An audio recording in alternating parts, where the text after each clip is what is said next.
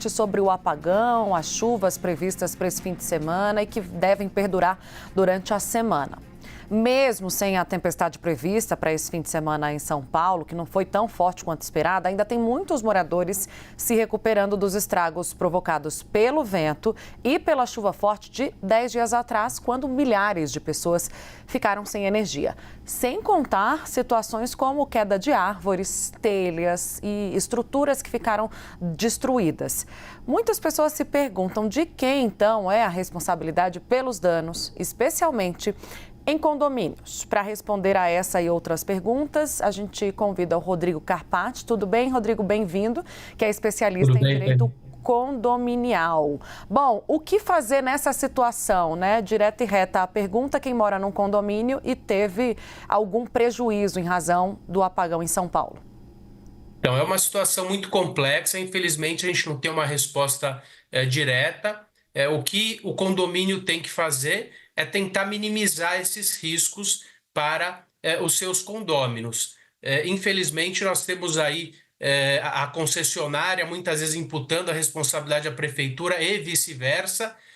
Enfim, situações que poderiam ser resolvidas, pelo menos paliativamente, com poda de árvores, fiscalização, mas também é uma questão de uma autarquia que responde por uma questão federal, então o município não teria como resolver essa questão, então isso acaba ficando com uma vítima muito clara, que é o condomínio. A gente tem aí no estado de São Paulo quase 60 mil condomínios, e isso faz com que o impacto da vida nas pessoas ocorra também dentro desses condomínios. Logicamente que não é menor o impacto de quem tem uma casa na rua, mas aquele que está dentro de um condomínio, se ele não tem energia, ele não consegue muitas vezes se deslocar, porque os andares são altos, os prédios cada vez são maiores e as pessoas acabam ficando ilhadas dentro de condomínios, algumas vezes com queda de árvores, algumas vezes com situações de panes totais, porque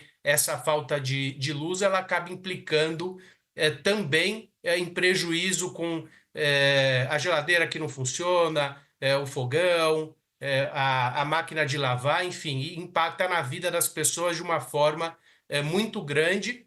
E o que pode ser feito dentro do condomínio é tentar minimizar isso. Como é que se mitiga esses riscos? Através, por exemplo, da aquisição de luzes de emergência, geradores, sistemas para armazenamento de água, porque muitas vezes a falta de luz depois fulmina numa falta de água e outras questões que acabam ajudando. Políticas também, o síndico pode ter políticas, cultura preventiva para que as pessoas entendam, tomem cuidado, deixem seus carros dimensionados na garagem num momento de emergência. Algumas vezes os portões não funcionam, então a aquisição de no-breaks dentro dos condomínios também auxilia a esses portões, luminárias de emergência, conscientização de pessoas de idade que podem entrar em pânico num momento como esse, são medidas, Tainá, que ajudam aí a minimizar os riscos enquanto a gente não tem uma solução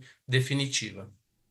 Agora, uma curiosidade, Rodrigo: quais são as queixas mais comuns que costumam chegar em situações como esse, de moradores de condomínios, em eventos como a gente está vendo agora, né, o apagão por conta das chuvas fortes e também, claro, da ventania?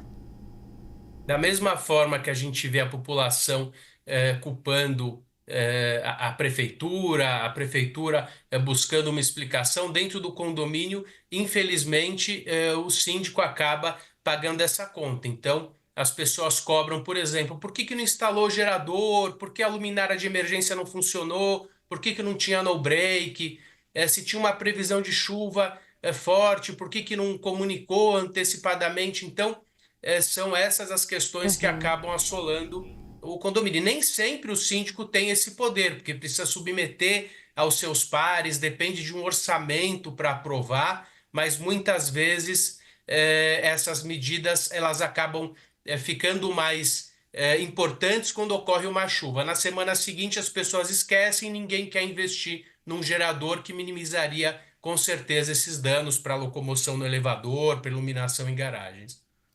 Rodrigo, está com a gente hoje no plantão também o analista de São Paulo de política, o Pedro Duran, vai fazer uma pergunta. Pedro. Obrigado, Tainá. Oi, Rodrigo. Obrigado pela conversa com a gente aqui na CNN. Queria entender da tua experiência, porque quando a gente vê os números da Enel e eles dizem lá 100 mil unidades, 100 mil imóveis estão sem luz, isso não se refere ao número de pessoas, mas ao número de unidades abastecidas pela rede elétrica. Pela tua experiência, ainda hoje existem aqui na região metropolitana de São Paulo condomínios onde você tem uma única conta de luz, um único ponto de luz para abastecer um número grande de famílias? Porque se a gente levar em consideração os bairros onde há maior impacto da falta de luz, como por exemplo os bairros da Zona Sul, Parelheiros, Campo Limpo, Vila Andrade, há vários tipos de demografia, de renda diferente. Então, eu queria entender um pouco dessa característica, desse abastecimento elétrico dos condomínios. Perfeito, Pedro, boa tarde.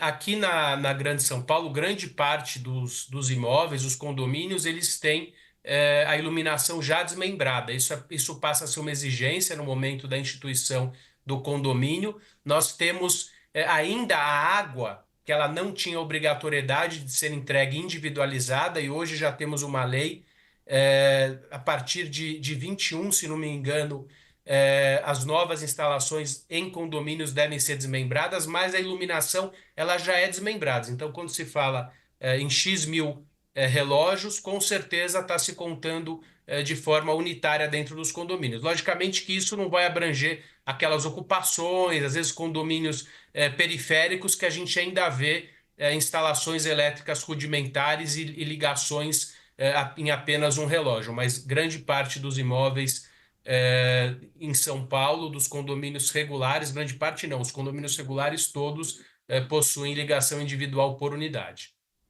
Rodrigo Carpati, especialista em direito condominial, obrigada pelas explicações aqui à nossa audiência. Tenho certeza que foram valiosas para quem está precisando, né, sair dessa situação ou pelo menos tentar minimizar os prejuízos, né, tentar alguma ressarcimento, né, depois de tudo isso. Obrigada, até uma próxima.